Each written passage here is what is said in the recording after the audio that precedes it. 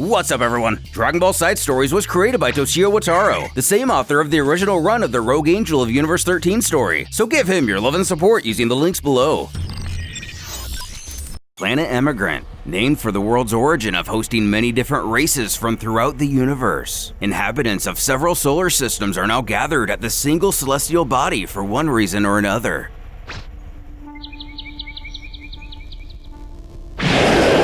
The dinosaurs were likely here first, however. As a warrior faces off against it, the tail is a clear giveaway he's a wayward Saiyan.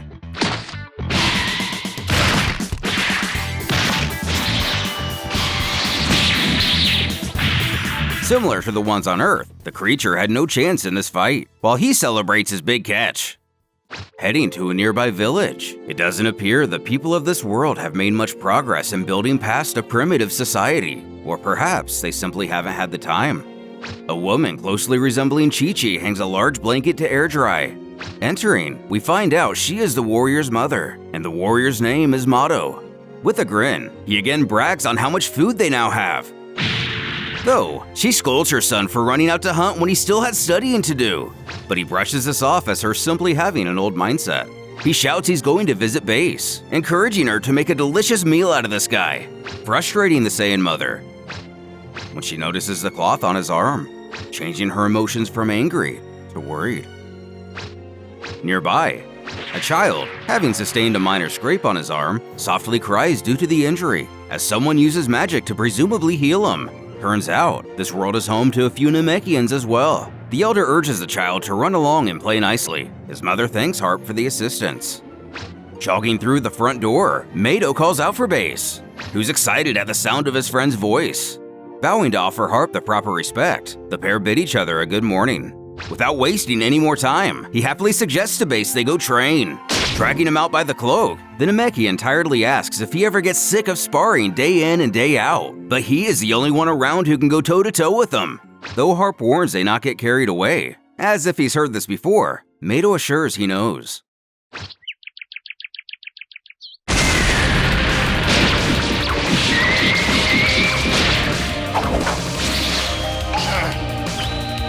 What? I got your tail!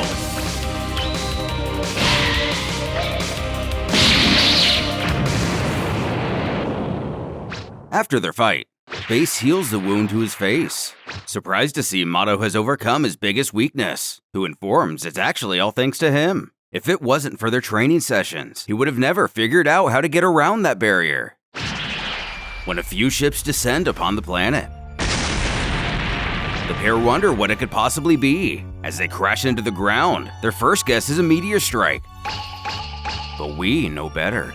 Standing in disbelief, they continue to theorize on what it could be. Letting his curiosity take over, Mato jumps off the cliff to find out what just happened. Emerging, 3 soldiers wearing familiar armor, while unable to confirm, the tallest of which bears a slight resemblance to Jace of the Ginyu Force. Dialing on a scouter, it seems the initial reading misled him into believing this world was worth much more than it actually is. In fact, a place like this won't so much as go for the average price of a conquered planet. Throwing his eyes to the ground in disgust, he laments being nothing more than a low-ranked crony and how difficult it is to find a world worth taking. He thinks aloud if Jace hadn't beaten him to it, he'd be the one in the Ginyu Force right now, questioning his smaller comrade if that is understood, who meekly agrees with the, likely, more powerful soldier.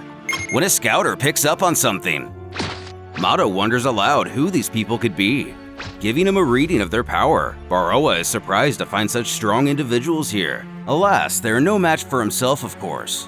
When Raizu points out the one on the left is a Saiyan, the other a Namekian. These words stun our heroes, as they appear to never heard of either of those words before. Barroa comments on the interesting combination the duo make, but he's in no mood to play around today, which acts as a hidden signal for Raizu to do something. Taking a vial out of his pocket, he begins to poke a small hole in the ground.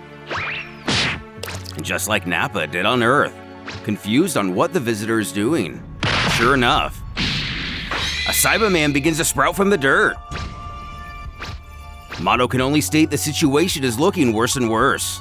The villain then tells the little green creature to have a good time with this odd pairing, as he and the others take off into the air. Astonished by this ability, it seems the people of this planet have not discovered how to fly quite yet. Barroa detects a few life forms gathered just ahead, commanding the three of them go check it out. Though the monster remaining is what has Base concerned, wondering what in the world this thing could be. Mado gets the distinct feeling it's not going to be very friendly, as it lets out a quiet cackle. The fight has started.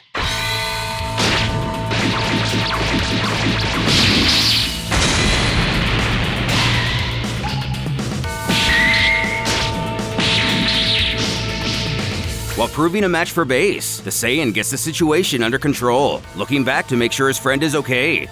But the battle isn't over yet.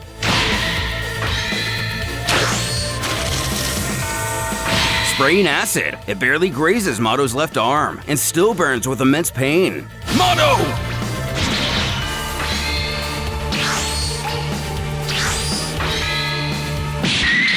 He puts a quick end to the Cyberman, now aware of the vast danger they were in. The Namekian looks on in disbelief, before coming to his senses. This time, him checking on the Saiyan, who stands motionless. Looking down at the slain creature, he asks aloud if he's the one who did this, feeling a power like never before. As the situation comes to a settle, Base takes the opportunity to heal up his ally's arm, again questioning if he is indeed okay. But he assures he's perfectly fine, although still amazed at that last blow. Had he taken a shot like that, he'd be a goner, though it's not made clear if he's talking about the Cyberman or himself. Rushing to aid the villagers, Mado believes he knows exactly where the invaders went, though can't help but wonder who are the Saiyans and Namekians he spoke of. An explosion rocking the area. Our heroes stand by in horror. Concerned for Harp's safety, Base apologizes, but decides to leave Mado to fend for himself. Though the Saiyan knows that explosion came from closer to where his mother is, praying everyone is still safe. Arriving, it's been utterly destroyed. Screaming out, Mado spots his mother lying lifeless on the ground, getting the attention of the yet-to-be-named henchman.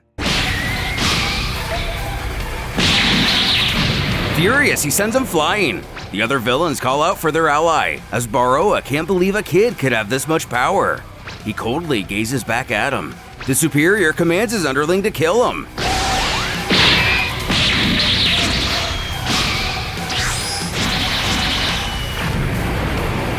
Growing very nervous, it becomes clear Barroa may have bitten off more than he can chew coming to conquer this planet, as he now sees Mado's power is completely off the charts. Touching down, he growls he'll never forgive them for what they have done. No!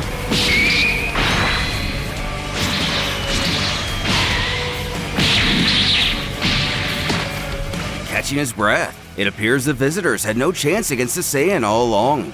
But behind him, Puddin, the first henchman he faced off with, scoffs it's quite a shame Barroa went down so easily, and all this time he was so convinced he belonged in the Ginyu Force. Before making the random observation, Mado is no pure-blooded Saiyan, and is likely a hybrid of some kind, as Puddin himself has defeated several normal Saiyans, and none of them were quite like Mado here, demanding he explain what he's talking about. The villain ignores his question. He initially didn't come here to show off, but now it looks like he's been forced to use his transformation, claiming he has no other choice. And now it's do or die. As his adversary powers up, our hero tries to figure out what he's doing, as the mark on his forehead turns into an orb reminiscent of Frieza. Also beefing up his arms a bit, Puddin cackles at his own power. A now apprehensive Mado is hit with a wave of anxiety, only able to stutter out the word monster, though his enemy is ready to get this started right away. Regardless, the Saiyan refuses to back off, and after a short stare down, "Where are you going? Do you want to avenge the villagers, or simply worry about yourself? This is no time to catch your breath. You killed them all! The invader rises into the air, as Mado can only scowl up at him. This reveals to Puddin his foe can't fly, which in his mind will essentially put an end to this battle. Though he praises the Saiyan, the fact that he had to transform is a rather commendable compliment, offering this next attack in respect. Apparently never seen a ki attack before, Mado wonders what the shiny thing in his hand is. Shut